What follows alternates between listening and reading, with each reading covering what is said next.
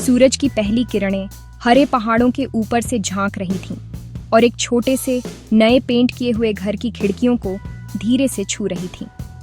यह रोहन, प्रिया और उनकी 8 साल की छोटी बेटी मीरा के लिए उनके नए घर में पहली सुबह थी। उन्होंने मुंबई के शोरगुल वाले बिजी शहर को पीछे छोड़ दिया था और सोनपुरी नाम के एक छोटे से गांव की शांत, सौम्य ताल को चुना था। यहाँ की हवा ताज़ी थी और उसमें गीली मिट्टी और जंगली फूलों की खुशबू थी।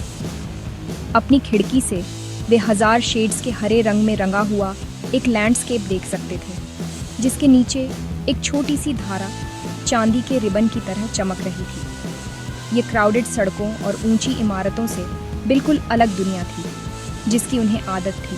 प्रिया, मीरा, उठो, तुम्हें ये देखना चाहिए। प्रिया ने धीरे धीरे अपनी आंखें खोलीं और नरम रोशनी में पलकें झपकाईं। वह उठी और बाहर का खूबसूरत नज़ारा देखा। एक शांति की भावना उसे घेर गई, एक ऐसी फीलिंग जो उसने बहुत समय से महसूस नहीं की थी। बस यही था, यह उनकी नई शुरुआत थी। 5 मिनट और आई। लेकिन जब मीरा ने आखिरकार अपनी आंखें खोलीं और पहाड़ों को देखा तो वह हक्का बक्का रह गई। ये एक पेंटिंग जैसा है बाबा। जैसे ही वे तैयार हुए, घर खुशियों की बातों से भर गया। प्रिया, मेरी नीली शर्ट कहाँ रखी है? वहीं जहाँ तुमने छोड़ी थी रोहन, वह कुर्सी पर ही है। उनकी बातचीत हल्की और प्यार भरी थी। उन्होंने अपने बड़े सपने के बारे में बात की, जिस वजह से वे यहाँ आए थे। वे एड्यूकेयर शुरू करना चाहते थे, एक छोटा सा प्रोजेक्ट गांव में बेहतर एजुकेशन और हेल्थ केयर लाने के लिए। रोहन एक डॉक्टर था और प्रिया एक टीचर थी। साथ में उन्हें विश्वास था कि वे गांव वालों के जीवन में एक छोटा लेकिन मीनिंगफुल बदलाव ला सकते हैं, जिन्होंने उन्हें खुले हाथों से वेलकम किया था। उनकी योजना सरल फिर भी पावरफुल थी। Rohan basic medical care provide करने के लिए एक छोटा सा क्लिनिक खोलेगा और प्रिया गांव के बच्चों के लिए एक्स्ट्रा क्लासेस शुरू करेगी, उनकी पढ़ाई में मदद करेगी और उन्हें किताबों और कंप्यूटर की दुनिया से परिचित कराएगी। वे रातों रात दुनिया बदलने की कोशिश नहीं कर रहे थे। वे बस अवसर का एक छोटा सा बीज बोना चाहते थे और उसे बढ़ते हुए देखना चाहते थे। तुम्हें क्या लगता है कि उन्हें हमारे विचार पसंद आएंगे प्रिया? अच्छे इरादे हमेशा अच्छे दिल को मिलते हैं रोहन। हम यहाँ सेवा करने के लिए हैं, हुक्म चलाने के लिए नहीं। वे हमारी ईमानदारी देखेंगे। पोहा और गरम चाय के एक सिंपल नाश्ते के बाद उनकी पहली इम्पोर्टेंट मीटिंग का समय था। वे गांव के सरपंच मिस्टर शर्मा से मिलने जा रहे थे, जो एक दयालु बुजुर्ग आदमी थे और जिनका सब सम्मान करते थे। वे गांव की गलियों से गुजरे, सभी को गरम नमस्ते कहकर। लोग वापस मुस्कुराए। उनके चेहरे क्यूरियस लेकिन फ्रेंडली थे। मिस्टर शर्मा अपनी चारपाई पर बैठे अपने घर के बरामदे में उनका इंतजार कर रहे थे। उनके चेहरे पर एक सौम्य भाव था और उनकी आंखों में दया थी, जो मुस्कुराने पर सिकुड़ जाती थी। स्वागत है, स्वागत है। हमें आपको यहाँ पाकर बहुत खुशी है। रोहन और प्रिया बैठ गए और उन्होंने अपना एड्यूकेयर प्रोजेक्ट समझाया। उन्होंने क्लिनिक और एक लर्निंग सेंटर खोलने की अपनी इच्छा के बारे में बताया। उन्होंने सावधानी से समझाया कि वे गांव वालों के साथ काम करना चाहते थे, न कि केवल उनके लिए। मिस्टर शर्मा ने धैर्य से सुना, समय समय पर अपना सिर हिलाते रहे। जब वे खत्म हुए तो वे एक पल के लिए चुप रहे और फिर उनके चेहरे पर एक बड़ी मुस्कान फैल गई। यही हमारे गांव को चाहिए। हमारे बच्चे होशियार हैं, लेकिन उन्हें गाइडेंस चाहिए। हमारे लोग मजबूत हैं, लेकिन उन्हें केयर चाहिए। आपका सपना हमारा सपना भी है। मेरा पूरा सपोर्ट है। उनके शब्द एक आशीर्वाद की तरह थे, उनके दिलों को उम्मीद से भर दिया। अगला एजेंडा मीरा का लोकल स्कूल में पहला दिन था।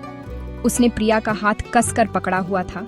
उसका दिल घबराहट से धड़क रहा था। स्कूल एक छोटी सी इमारत थी, जिसमें एक बड़े बरगद के पेड़ के नीचे एक बड़ा खेल का मैदान था। बच्चे खो खो का एक लाइवली गेम खेल रहे थे। उनकी हंसी हवा में गूंज रही थी।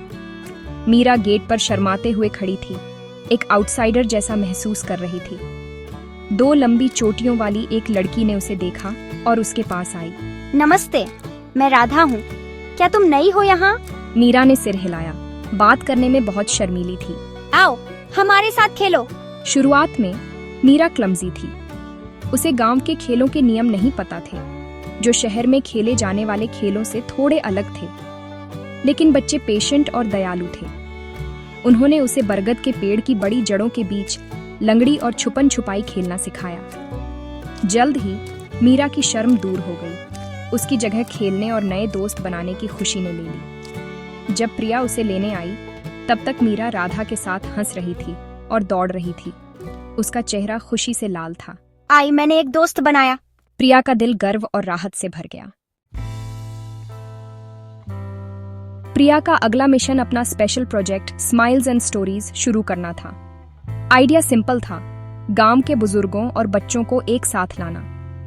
बुजुर्ग पुरानी लोक कथाएं, अपनी जवानी की कहानियां और जीवन में सीखे गए सबक साझा करेंगे। बच्चे सुनेंगे और फिर जो उन्होंने सुना और कल्पना की, उसकी तस्वीरें बनाएंगे। प्रिया का मानना था कि इससे पीढ़ियों के बीच एक खूबसूरत ब्रिज बनेगा। गांव की रिच संस्कृति और विरासत को संरक्षित किया जाएगा, जबकि युवा माइंड्स में क्रिएटिविटी जगाई जाएगी। वह जानती थी कि बुजुर्गों के पास ज्ञान का खजाना है और बच्चों के पास कल्पना का एक एंडलेस सागर है। उसने दोपहर गांव के बुजुर्गों के घरों में उनसे मिलने में बिताई। वह उनके साथ बैठी, चाय पी और उनकी कहानियां सुनी। शुरुआत में वे हिचकिचा रहे थे, कह रहे थे, हम बूढ़े लोगों के पास क्या साझा करने को है। लेकिन प्रिया के जेंटल प्रोत्साहन और जेन्युइन इंटरेस्ट ने जल्द ही उन्हें जीत लिया। एक बूढ़ी दादी, जिसे आजी के नाम से जाना जाता था, जिसके चेहरे पर झुर्रियां और दिल में प्यार भरा था, आखिरकार मान गई। ठीक है, मैं उन्हें चालाक लोमड़ी और मूर्ख बाघ की कहानी सुनाऊंगी। जल्द ही दूसरे भी शामिल हो गए।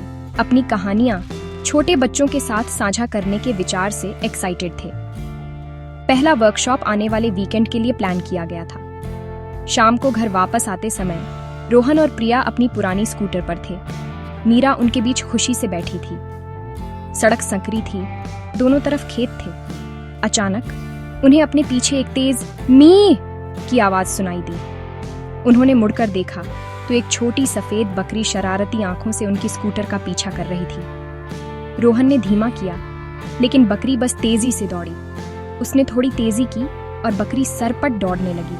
उसकी छोटी पूंछ जोर से हिल रही थी। उसे पीछा करने में मजा आ रहा था। मीरा जोर से हंस पड़ी। उसकी हंसी शांत शाम की हवा में गूंज रही थी।